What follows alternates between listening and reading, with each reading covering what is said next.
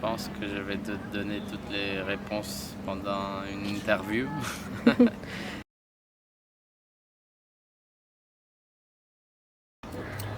J'ai toujours rêvé d'une d'une vie merveilleuse, mais voilà. Bon, nous sommes un théâtre atypique, donc il y a des gens qui ont fait des études très complètes. Il y en a qui sont des autodidactes. Il faut pas faire une, enfin, il n'y a pas une, il n'y a pas un parcours pré-écrit, pré-dessiné pour, pour, pour être admis au Théâtre du Soleil. Normalement, à l'époque, au Théâtre du Soleil, ils organisaient des, des stages gratuits pour des comédiens confirmés ou non confirmés, bref, avec un concours. Et à l'issue de ces stages, certaines personnes étaient invitées à rejoindre la troupe. Donc moi, et ça prend un petit temps quand même pour que ça se mette en place. Moi, je suis entré par ces grands stages. C'était le dernier grand stage en fait, organisé par le Théâtre du Soleil. On était 450 à peu près à participer.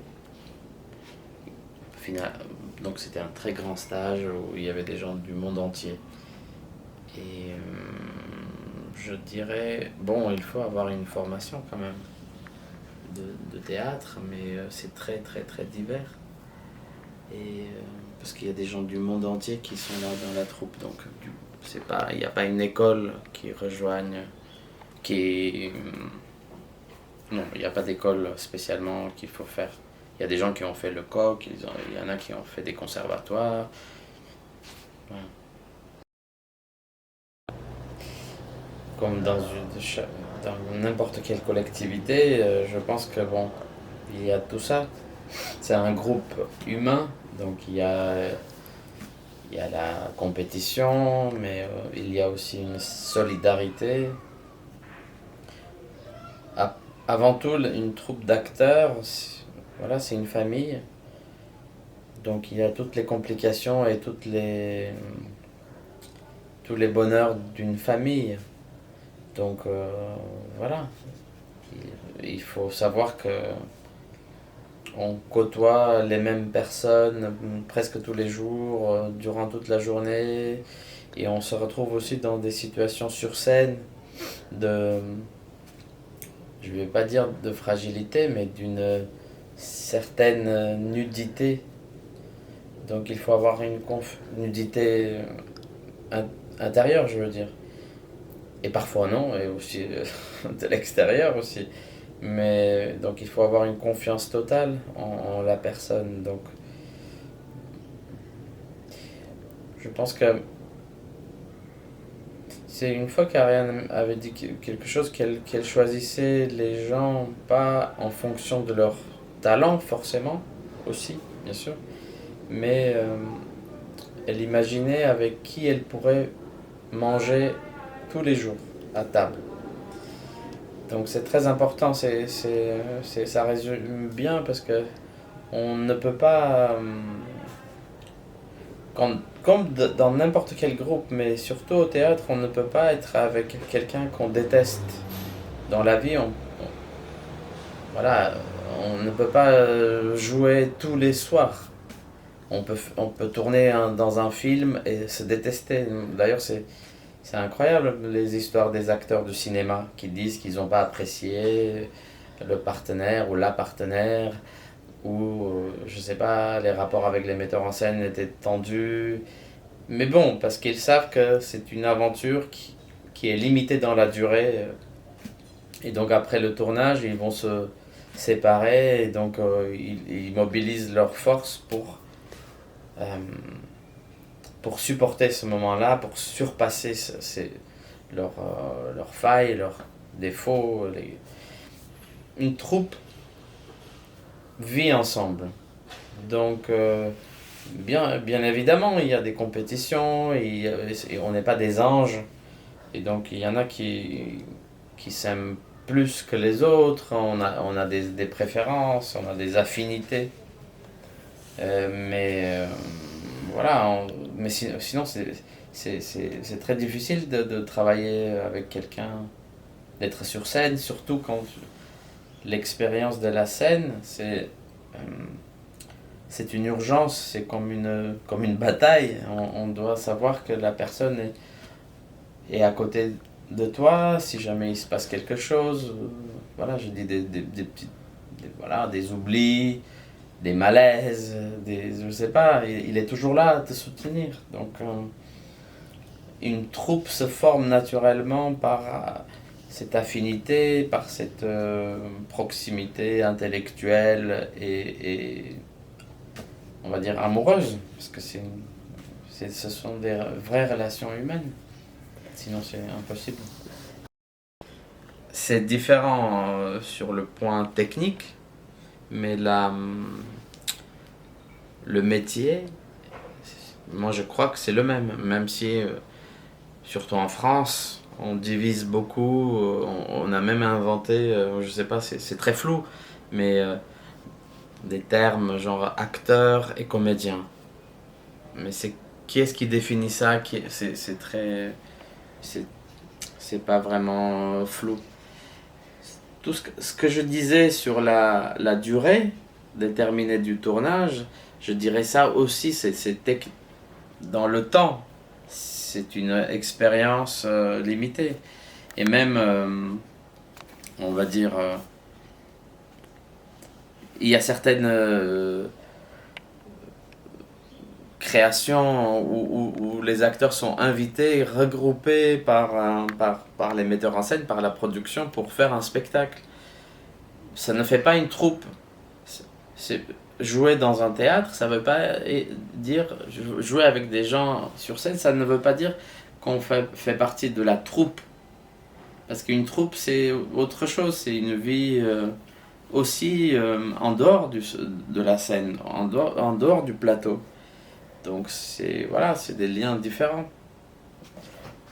Mais le métier est le même, donc c'est différent bien sûr. Quand on va faire des castings, les directeurs de casting souvent ils disent ah vous venez du théâtre parce qu'il faut jouer moins, il faut ben, voilà, mais c'est pareil aussi pour les acteurs de cinéma qui arrivent et qui font des choses au théâtre. On dit il faut articuler, on vous entend pas. Mais ça c'est des réglages. Et donc il y en a qui sont très habiles, qui jonglent entre le théâtre et le cinéma. La télé, c'est encore autre chose, c'est différent. Même pour jouer dans une publicité, ça doit être moi, j'ai pas beaucoup fait, mais c'est une autre technique, une autre façon. Mais bon, un autre genre, un autre style. En fait, je crois que tu confonds les acteurs du cinéma qui sont très connus et qui subissent une pression de société ou autre chose de l'entourage. Nous, les comédiens du théâtre, on passe toujours inaperçus, déjà. Après, voilà, il n'y a pas de... Personne ne nous reconnaît dans les rues. Souvent, on est soit maquillé, soit masqué, soit loin.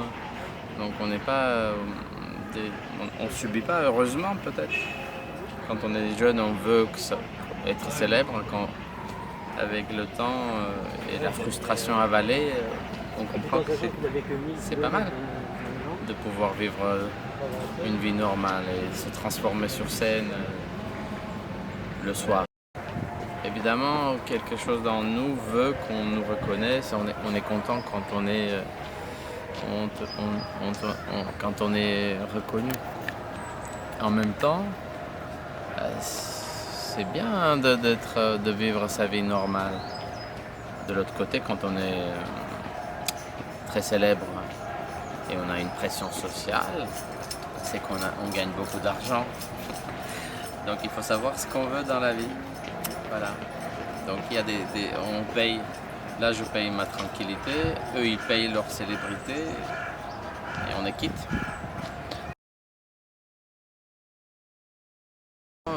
Franchement, cette notion de célébrité, ça passe à on change aussi, nous, on s'adapte. Et donc, à 47 ans, tu es pas célèbre, donc ça veut dire que tu as construit ta vie différemment et tes valeurs, donc tu me posais les questions sur lesquelles tu me posais des questions. Quelles sont mes valeurs tu les construis à partir de ta vie. Et moi, j'aurais bien aimé être célèbre pour être riche et d'avoir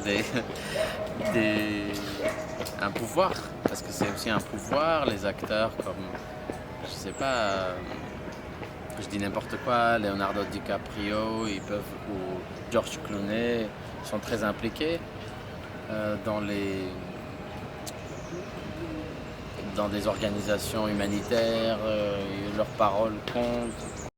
La notoriété, c'est pas seulement l'argent, mais c'est la notoriété qui donne un petit pouvoir et peut-être une illusion de pouvoir changer quelque chose.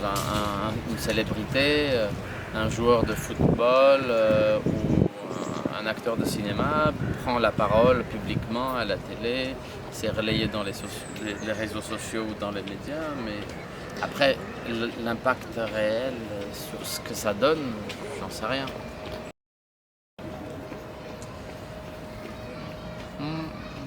C'est-à-dire qu'il y ait moins d'injustice, de réparer, si on peut réparer une petite parcelle d'injustice dans le monde, de protester et d'être entendu.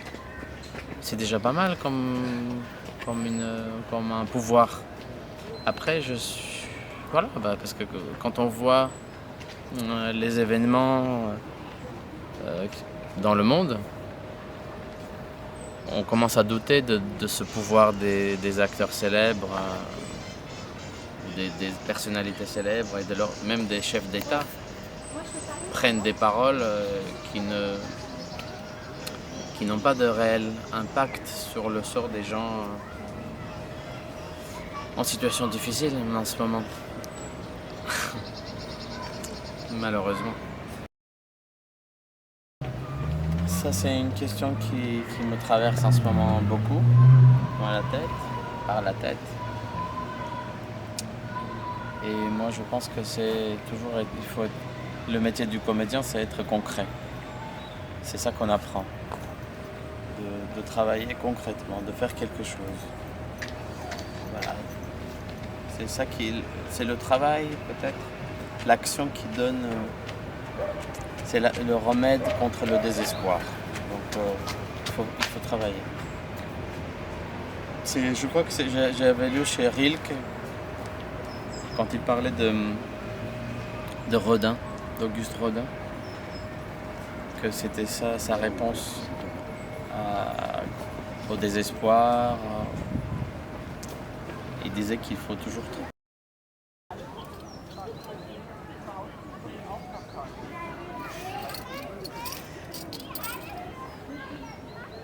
Non, c'est un secret. Ça dépend. Si je travaille, normalement, je travaille les vendredis soirs, je travaille. Donc sur scène. Tout dépend de la période. Si je travaille, les sorties, c'est plutôt dimanche soir et puis lundi ou mardi soir. Si je travaille pas, il n'y a pas d'horaire. Je pense que même quand on ne fait rien, c'est une sorte pour moi, c'est une sorte de préparation pour après. On observe, je sais pas, un acteur, on dit qu'il ne doit pas on se repose jamais.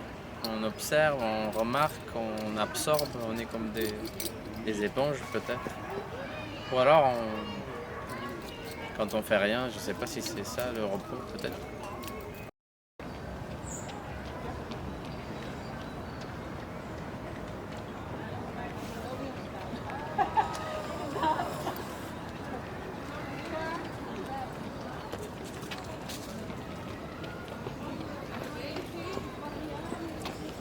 beaucoup de moments que j'aurais bien aimé changer.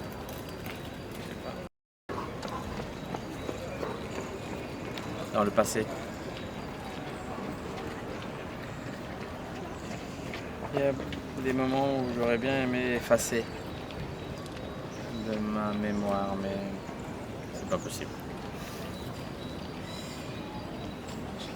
Ce sont des réponses un peu évasives parce que c'est très global, tes questions. Moi, je pense pas qu'il y a des questions. En fait, là, tes questions m'obligent à donner des réponses un peu prétentieuses. Comme si j'avais des réponses à donner. Comme si c'était. Voilà, donc je savais c'est quoi les réponses pour la vie. Et malheureusement, je connais pas des réponses à toutes les questions. Oui, quand tu étais petite, je pourrais encore faire semblant que je suis le plus intelligent des oncles, des tontons au monde et te rassurer. Maintenant que tu es grande, tu commences à me poser des questions existentielles auxquelles j'ai pas de réponse. En tout cas claires, ou qui sonnent vraies, qui est pas faux. Voilà.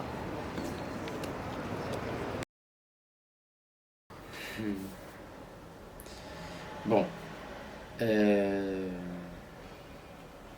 Ça arrive. Quand on se sent pas bien, on est peut-être malheureux même, ou on vit des tragédies personnelles ou autres. Ça arrive de jouer le soir même, parfois quand on est malade. Voilà. Je vais pas dire que par un tour de magie on se transforme, mais ça fait partie aussi de notre métier de ne pas trop s'écouter et puis après voilà, il faut faire le travail parce que c'est pas la faute du public quand il vient et les gens qui sont là, ils savent pas que tu es malheureux. Ils doivent voir le personnage, pas l'acteur. Donc voilà, chacun arrive avec ses propres moyens, plus ou moins bien. Moi, je pense que ça fait partie du professionnalisme. Voilà, je parle pas du professionnalisme normalement, mais là, c'est du sérieux ou de cette responsabilité, on va dire, face aux spectateurs, ce respect mutuel. Parce que, le spectateur aussi pourrait dire oui, je suis venu au théâtre, je me sens pas bien, donc je vais pas aimer la pièce.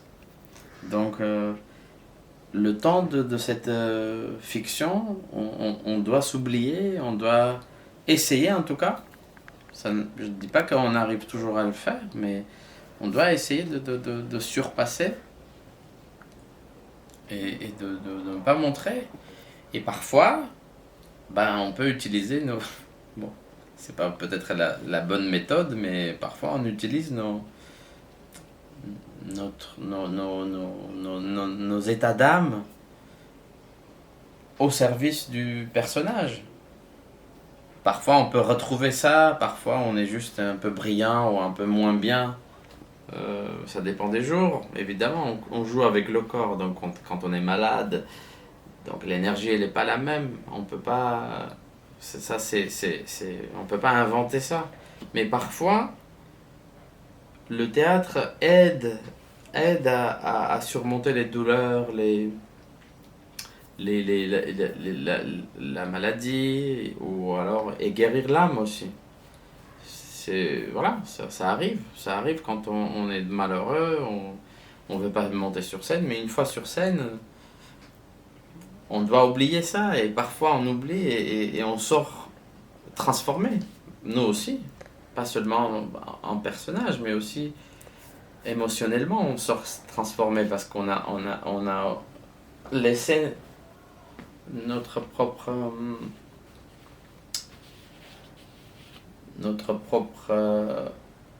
vie, notre quotidien dehors. On ne peut pas penser à des factures de gaz ou des courses que j'ai pas faites ou je sais pas, ou mon échec amoureux. On peut pas. Et donc parfois ça nous aide à avancer. À nous aussi.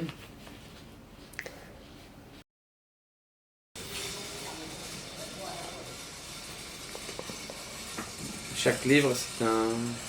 Bien sûr, il y a des conseils, mais je pense que ce sont des rencontres.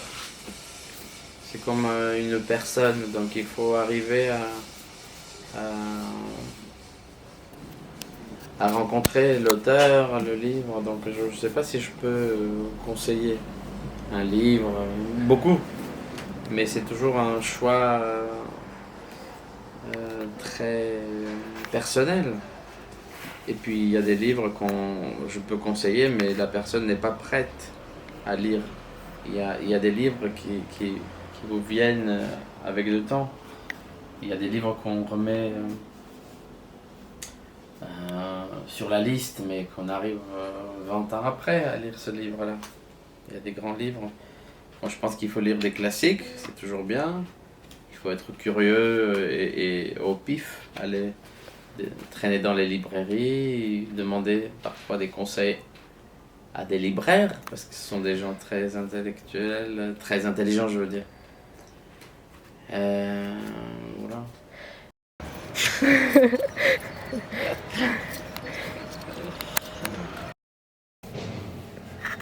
Bah déjà les livres, moi j'aime bien lire, ça nous fait voyager ailleurs, on oublie nos petits soucis ou nos grands soucis aussi. Parfois, souvent, on trouve des réponses aussi à ce qu'on cherche. Et nos préoccupations du quotidien, souvent c'est à chaque fois. Souvent j'ai été étonné de trouver des réponses directes dans le livre que je prenais par hasard. Donc voilà, il y a un lien comme ça, la lecture. Je sais pas, j'aime bien les plantes, ça me calme de m'occuper des plantes. Voir des amis, me balader, un truc d'avoir un temps. Quand j'ai mon temps, je trouve un temps libre de l'oisiveté, je trouve parfois le calme en dehors du rythme du travail. On a du mal à parler de soi-même. Vous voyez? C'est vrai. Donc c'est ça qui est difficile Et puis on est dérangé dans l'intimité, je pense. Les interviews, soit on invente des phrases, les gens font... Il y en a qui ne donnent pas d'interviews, même des grands comédiens ou des grandes personnalités. Et moi, ça me fait plaisir qu'on me demande mon avis, mais parfois je me dis, mais à quoi ça sert mon avis? On est profondément ancré dans notre enfance. On est enfant. Toujours, quelque part, surtout quand on est comédien, on est... En fait, on puise dans notre enfance. C'est tout ce qu'on trouve. On cherche dans notre passé d'enfant, dans notre sentiment, dans nos émotions d'enfant. On est obligé de travailler avec notre propre corps et notre imagination. Et notre imagination, c'est souvent puisé dans ce qu'on voit, ce qu'on vit, notre vécu. Et surtout l'enfance. Et les émotions, ça vient de l'enfance en fait. La plupart. Pas tous. Hein. Après, je vais pas donner des réponses non plus à comment composer un rôle. Moi, j'adore être interviewé par ma nièce. Il faudrait venir me voir. Ça va faire un peu prétentieux, mais là, je vais partir au Japon. Donc, mais bon, ça fait un peu bizarre de dire. Vous pouvez me voir au Japon, à Tokyo, Metropolitan Theatre ou à Rome Theatre à Kyoto. Mais sinon, Et de retour du Japon, à mon retour de là-bas, j'enchaîne des répétitions au Théâtre du Soleil avec Richard Nelson, qui est un dramaturge et metteur en scène américain, new-yorkais. Et donc on va jouer à partir du 6 décembre jusqu'au 3 mars 2024, 6 décembre 2023, etc. Donc au Théâtre du Soleil. Une pièce qui s'appelle Notre vie dans l'art.